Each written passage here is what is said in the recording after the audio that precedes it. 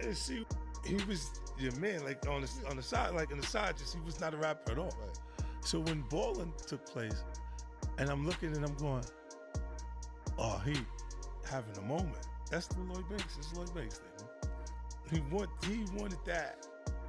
He was watching them be that, like Mace be that, and Cam be that, and looked at, and it was finally he had one. Mm-hmm. And I just looked, and I knew I just took the shot, murder, to see, because I wasn't sure he was gonna go for it. But I was like, we like Jimmy better than you anyway, Cam. You gotta watch and see how he and then you see, he like, oh shit, he really like that. Give me this, Jimmy. Yeah, we want you at the show, Jimmy.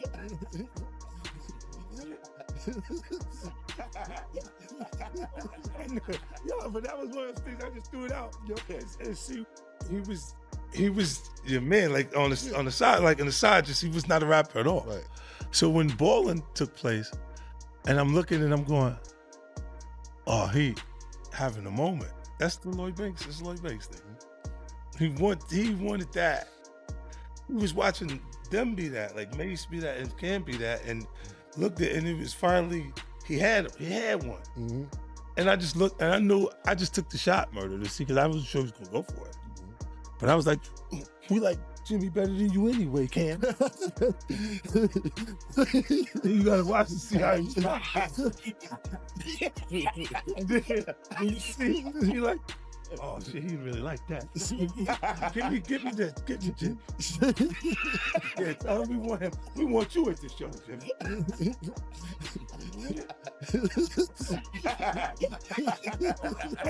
Yo, but that was one of those things I just threw it out. And see, the only song that almost didn't make that album was Mini Man. Wow! And it was because of the tempo. Broke my heart. It was slower than the other records, and I wanted to keep everybody up. And then Dre was like, nah, that gotta go. You gotta keep that one. And then we put it, and then that was the end of it. You can't get them to stop smoking weed. I went to the trailer. I was like, yo, could you chill? Just chill. He was like, get out of here, man. Nah, he's going, no, it's legal, Fitz. It's legal. And whenever you're ready. Ladies and gentlemen, are you ready for Super Bowl 60? Are you ready for the excitement, the adrenaline? Braxton Cognac. What the fuck? What happened with the lights, man? What if one of the most powerful figures in music has been hiding something for decades? And only now, everything is starting to unravel. Because right now, the spotlight isn't just on success, money, or legacy. It's on lawsuits, resurfaced footage, and stories people once ignored. And somehow one of his biggest rivals, 50 Cent, might be sitting on information that could flip the entire narrative. And the deeper you look into this story, the harder it becomes to ignore. It all reached a breaking point when Cassie Ventura stepped forward. Her lawsuit didn't just make headlines, it forced people to go back and re-examine everything. The claims painted a picture of control, pressure, and situations that went far beyond what anyone expected. And while some initially brushed it off as just another celebrity dispute, others saw something different. They saw a pattern. Because once those accusations came out, people started digging. Old interviews, forgotten clips, past relationships. And suddenly, things that once seemed random started to connect. But here's where it gets uncomfortable. This wasn't the first time allegations like this had surfaced. Years before the fame reached its peak, there was a case involving Joy Dickerson-Neal. At the time, it didn't explode the way stories do today. No viral threads, no endless breakdowns, just a claim that quietly existed in the background. But now, revisited under a different lens, it feels different. Because the details echo something familiar. Control, influence, and moments that were allegedly recorded and shared without consent. And when you line that up with recent claims, it stops looking like coincidence. It starts looking like repetition. And that's when things take a turn into even stranger territory. Because according to multiple accounts, 50 Cent once received material that left him completely shaken. Not just surprised, disturbed. He allegedly saw content that made him question everything about the relationship between Diddy and Cassie. And instead of staying quiet, he did something unexpected. He confronted him. That moment, according to insiders, changed everything. Because it wasn't just gossip anymore, it crossed into something deeper, something personal. And once that line was crossed, the dynamic between 50 and Diddy didn't feel the same. Fans picked up on it almost immediately. The tone shifted, the jokes hit differently. The tension, even when subtle, felt real. But what makes this even more interesting is that, in hindsight, some of the signs were never really hidden. They were out in the open the entire time. Clips began resurfacing, old footage people had seen before but never really looked at. Moments where Cassie seemed uncomfortable in interviews, body language that now feels telling. Social media videos that once came off as playful or normal, but now carry a completely different energy when viewed through today's lens. It's like watching a scene and suddenly catching details you missed the first time. And once that shift in perception happens, it's hard to go back. That's when the conversation started to grow, because people weren't just focusing on one relationship anymore. They started asking a broader question. What about everything that came before? That's when attention turned to Kim Porter. For years, her relationship with Diddy was viewed as complicated, but not unusual, especially by industry standards. It was on and off. Public at times, private at others. From the outside, it looked like one of those relationships that simply existed in a gray area. But behind the scenes, there were always whispers, stories that never fully broke into the mainstream, allegations of control, reports of arguments that may have gone further than what was ever acknowledged publicly, moments that, instead of becoming headlines, were handled quietly, kept within a circle that didn't let much escape. And then came her passing. Official reports provided a clear explanation. On paper, it was straightforward, but that didn't stop the speculation. In fact, for many people, it had the opposite effect, because around that same time, rumors began to circulate. Talk of a possible tell-all, a story that, if it had come out, might have changed how everything was perceived, a narrative that could have added context to years of unanswered questions. Whether that's true or not, no one can say with certainty. And that uncertainty is exactly what keeps the conversation alive. Because even without confirmation, the idea alone was enough to make people look at everything differently. And instead of closing the chapter, her passing seemed to open the door even wider. More people began speaking, some directly, others indirectly.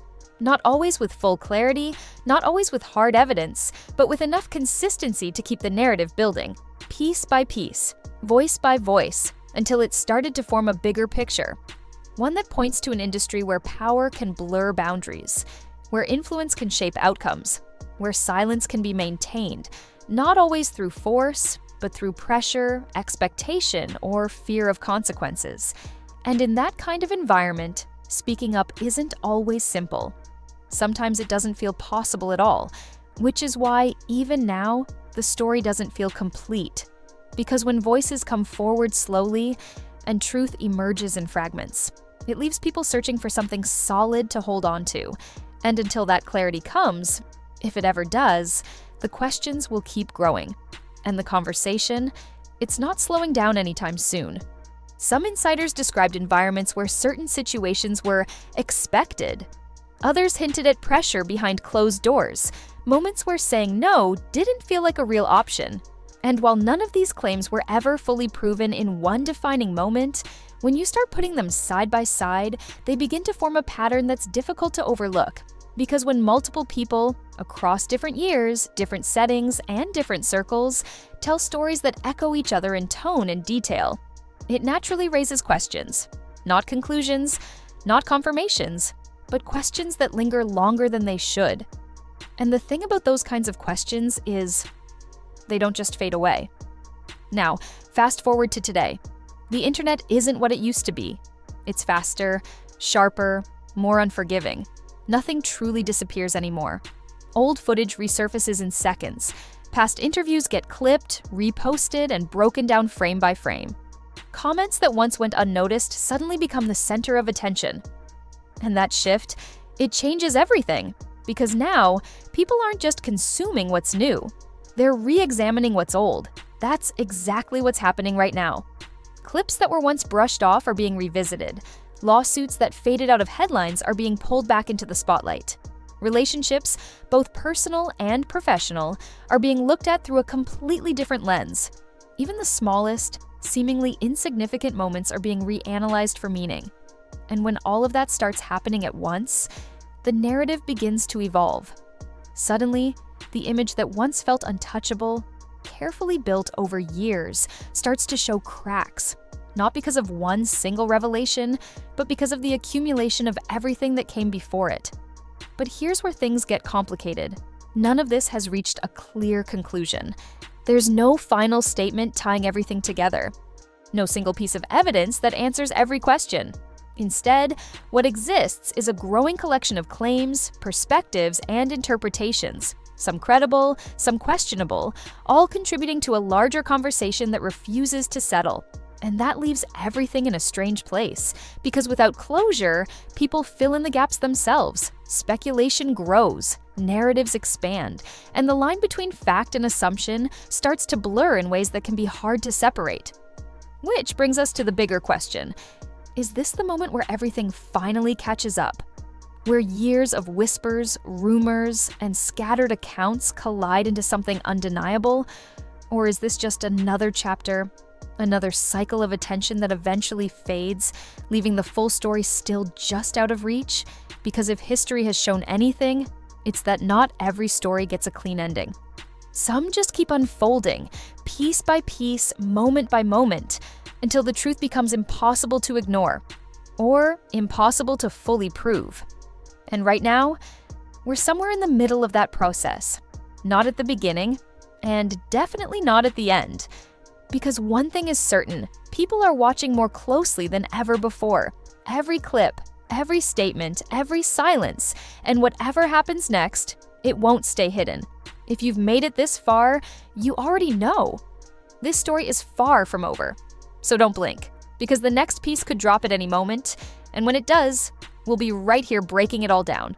Hit subscribe, stay locked in, and turn on notifications so you don't miss what comes next. Trust me, you're going to want to see how this plays out.